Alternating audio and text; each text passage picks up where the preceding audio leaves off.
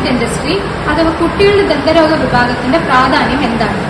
ജനനം മുതൽ 13 വയസ്സ് വരെ കുട്ടികൾ കണ്ടുവരുന്ന ദന്തക്ഷയം, മോണരോഗം, നിറതെറ്റി വരുന്ന പല്ലുകൾ, അമിതമായ താടിയലിന്റെ വളർച്ച തുടങ്ങിയ ദന്തരോഗങ്ങൾക്ക് ചികിത്സ ചെയ്യുന്ന വിഭാഗമാണ് പീഡിയാട്രിക് ഡെന്റിസ്ട്രി അഥവാ ശിശുരോഗ ദന്ത വിഭാഗം.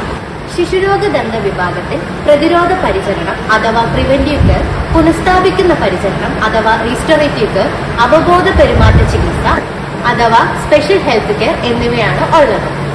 ചില മാതാപിതാക്കൾ കുട്ടികൾക്ക് ആദ്യമായി വരുന്ന പല്ല് അഥവാ പാൽപ്പല്ല് കൊഴിഞ്ഞുപോയി സ്ഥിരമായി പല്ല് വരുന്നതിനാൽ അവ സംരക്ഷിക്കേണ്ടതിനെ പറ്റി ബോധവാന്മാരല്ല.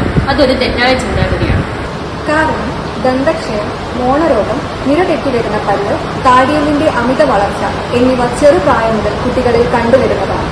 ഇവ അവഗണിച്ചാൽ ഭാവിയിൽ പലതരത്തിലുള്ള ദന്തരോഗങ്ങൾക്ക് കാരണമാകുന്നു. ഏത് പ്രായത്തിലാണ് കുട്ടി ദന്ത ഡോക്ടറെ കാണേണ്ടത്? അതുവഴി എങ്ങനെ ഭാവി ഡെന്റൽ പ്രോബ്ലം പ്രതിരോധിക്കാം? ശിശുരോഗ ദന്ത ചികിത്സ തുടങ്ങുന്നത് ആദ്യ പാൽപ്പല്ല് കണ്ടുവരുമ്പോൾ അഥവാ കുട്ടി ജനിച്ച 6 മാസം മുതലാണ്. കൃത്യമായ ഇടവേളകളിലെ ഡെന്റൽ ക്ലീനിങ്, അതുപോലെ fluoride treatment, early orthodontic treatment, അതുപോലെ കൃത്യമായ ഇടവേളകളിലെ ഡെന്റൽ ചെക്കിംഗ് തുടങ്ങിയവയിലൂടെ ദന്തക്ഷയം തടയുവാനും അതുപോലെ സ്ഥിരമായി വരുന്ന പല്ലിന്റെ സംരക്ഷണവും അവയുടെ നേരായ പാതയിൽ വരുവാനും സഹായിക്കുന്നതാണ്.